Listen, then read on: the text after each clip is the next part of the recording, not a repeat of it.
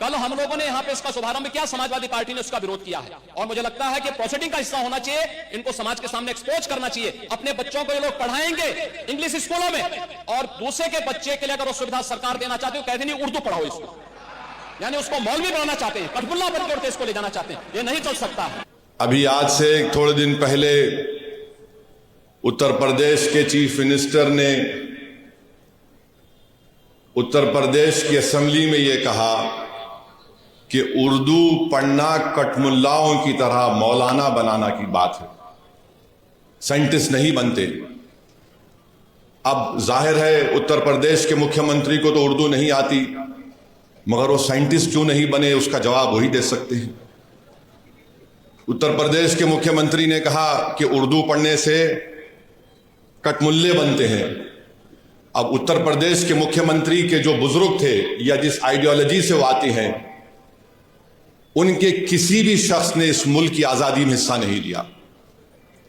ये गोरखपुर से आते हैं और उसी गोरखपुर से रघुपति साहेब फराख भी आते हैं। फराख गोरखपुरी उर्दू का एक बहुत बड़ा शायर था, मुसलमान नहीं था। अगर शायद असेंबली में कोई उठ के बोल देता मुख्यमंत्री को, तो मुख्यमंत्री बोलते नहीं नहीं उन्हें भी कठमुल्ला है। तो ये इनकी ये इंटेलेक्चुअल कैपेसिटी है इनकी। फराह गोरखपुरी गोरखपुर के शायर थे, उर्दू के बहुत बड़े शायर थे। अब मेरे अजीज दोस्तों और बुजुर्गों, जिसके जहन और दिल पर गहन लग चुका है, तो दुनिया की कोई रोशनी उसके सर पे नहीं पहुंच सकती। फराह गोरखपुरी का शेर क्या है सुनिए, ये बीजेपी आरएसएस वालों को बता रहा हूं, जो उर्दू बोलने वालों को कठमुल्ला कहते हैं। फराह गोरखपुरी ने कहा था, सरजमीन हिंद पर अक़वाम आलम के फराख, सरजमीन हिंद पर अक़वाम आलम के फराख, काफिले बसते गए हिंदुस्तान बनता गया। सरजमीन हिंद पर अक़वाम आलम यानी नेशंस आए इस देश में, बसते गए हिंदुस्तान बना। अब ये जो आर्गुमेंट इनका आरएसएस का है कि नहीं ये बाहर से आए, तुम भी बाहर से आए, जितने आर्यंस है बाहर से आए, अगर ओरिजिनल है तो द्रविडियन और ट्राइबल लोग हैं। फराह गोरखपुरी ने सच्चाई को बयान कर दिया। अब इनको नफरत इतनी उर्दू से है कि इनको शायद ये भी नहीं मालूम होगा कि हसरत मोहानी ने कलकत्ता में अंग्रेज लीडर कौन था, मॉन्टेग्यू के खिलाफ हसरत मोहानी ने नारा लगाया था। क्या नारा लगाया था? इनकलाब जिंदाबाद, इनकलाब जिंदाबाद। अब शायद इनको यह भी नहीं मालूम होगा कि सुभाष चंद्र बोस, नरेंद्र मोदी उनका स्टैचू लगाए दिल्ली में। अब नरेंद्र मोदी इनको छोड़ दिए, तुम जरा ये बोलते रहो। सुभाष चंद्र बोस जो आजाद हिंद फौज बनाए थे, उसका नारा क्या था? इत्तेहाद, एतमाद और कुर्बानी। इत्तेहाद, एतमाद और कुर्बानी नारा था सुभाष चंद्र बोस का, नेताजी सुभाष चंद्र बोस का। इस हैदराबाद से वजीर सुल्तान, एक मशहूर फैमिली थी, उनके एक खानदान के फर्द नेताजी के साथ चले गए भारत छोड़ के। इसी मुल्क में हैदराबाद के सफरानी साहब थे, नेताजी के साथ चले गए। ये नहीं मालूम शायद मुख्यमंत्री को, तो यहां हैदराबाद से हम मुख्यमंत्री को ज्ञान दे रहे। राम प्रसाद बिस्मिल को इनको नहीं मालूम होगा, हिंदू थे। उन्होंने कहा था कि सरफरोशी की तमन्ना अब हमारे दिल में है। तो यही सरफरोशी की तमन्ना अब हमारे दिल में है कहकर भगत सिंह फांसी के फंदे पे चढ़ गए। और यही उर्दू के लफ्ज को अल्लामा काफी रहमतुल्लाह अलैह, जो मुरादाबाद के थे, अंग्रेजों के खिलाफ जिहाद का फतवा दिया था मौलाना काफी ने। जब 2 दिन में अंग्रेज जज ने उनको 2 मई को ट्रायल शुरू हुआ, 4 मई को उनको फांसी की सजा दे दी गई। और मौर्रिख ने लिखा कि अल्लामा काफी के ऊपर इस्तरी गरम करके उनके जिस्म पर चुरके दिए जाते थे। वो अल्लामा काफी जब फांसी के फंदे की तरफ जा रहे थे, तो उनके उर्दू के अशार नातिया उर्दू के अशार थे। उत्तर प्रदेश के मुख्यमंत्री, आप उत्तर प्रदेश के मुख्यमंत्री हैं, मौलाना काफी मुरादाबाद के थे। फतवा दिया अंग्रेजों के खिलाफ जिहाद का, कठमुल्ले तुम बोलते ना। क्या कहा था अल्लामा काफी ने? कोई गुल बाकी रहेगा ना चमन रह जाएगा, पर रसूल अल्लाह का दीन हसन रह जाएगा। अतलस व कम ख्वाब की पोशा पर नाजा ना हो तुम, इस तने में जान पर खाकी कफन रह जाएगा। नामे शाहाना जहां मिट जाएंगे, लेकिन यहां हशर तक नामो निशां पंजेतन रह जाएगा।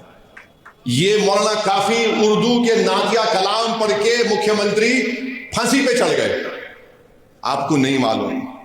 और फिर वहीं पर जोश मलियाबादी, यानी इनको मालूम ही नहीं, बस उर्दू से दुश्मनी है।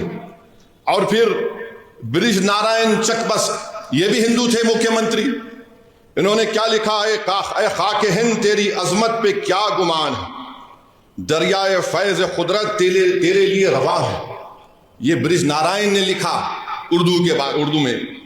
फिर आज इन्हीं की ये बात, फिर मुजाहिद आजादी मौलाना शौकत अली खिलाफत तहरीक में बहुत बड़ा रोल उनका। राउंड टेबल के लिए बरतानिया गए तो मौलाना शौकत अली ने कहा कि अगर मैं हिंदुस्तान को आजाद नहीं कराऊंगा तो मैं भारत को वापस नहीं आऊंगा। जब भारत से गए मौलाना शौकत अली तो बैतुल मुक़द्दस में उनका खैर मुक़द्दम हुआ।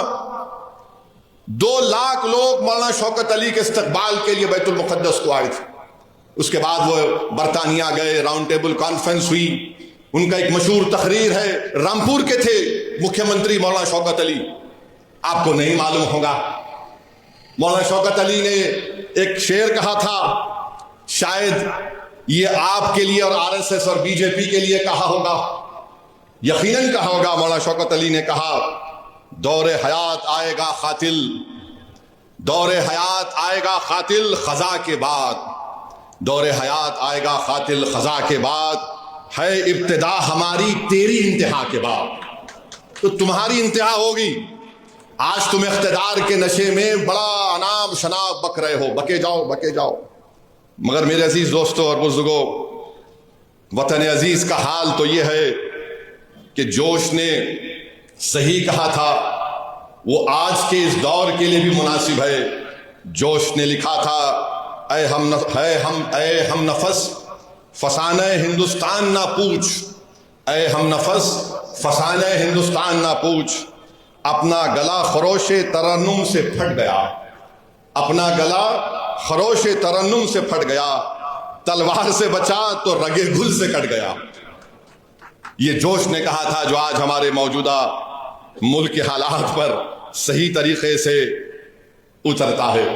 तो हम उत्तर प्रदेश के मुख्यमंत्री को एक और इत्तला दे रहे हैं कि भारत की लोकसभा में ओम बिरला स्पीकर ने ऐलान किया कि जो कोई भी भारत की पार्लियामेंट में, लोकसभा में जो तकरीर में भाषण देगा उसका तर्जुमा उर्दू में होगा। अब आप क्या बोलेंगे स्पीकर को? उर्दू आप जो जबान में देंगे, कई जबानों में तर्जुमा होगा।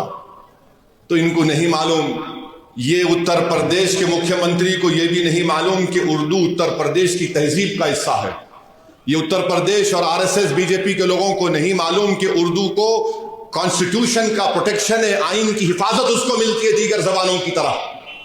उत्तर प्रदेश और मोदी को नहीं मालूम कि हर मुसलमान ही उर्दू नहीं बोलता, बल्कि ये मुसलमानों की जबान नहीं है, ये इस देश की आजादी की जबान रही है, ये इस मुल्क की जबान है।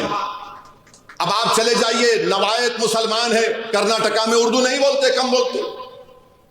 केरला चले जाइए, मोपिला अलग जबान बोलते, मलयाली बोलते। तमिल लोग तमिल बोलते, मुसलमान। कर्नाटका के इंटीरियर में चले जाइए, कन्नड़ी बोलते हैं। महाराष्ट्र में जाइए, वो उर्दू भी बोलते, मराठी भी बोलते। गुजरात के मुसलमान हैं, गुजराती भी बोलते, उर्दू भी बोल देते। अरे इस देश की खूबसूरती ये है, बीजेपी इस देश को, इस वतन को एक जबान, एक मजहब, एक आइडियोलॉजी और एक लीडर के तहत बनाना चाहती है। भारत में हजारों मजहब हैं, कई जबानें हैं, कई हजारों तहजीबें हैं, तभी जाकर भारत बनता है। इसीलिए फराग गोरखपुरी ने कहा थे, अखवाम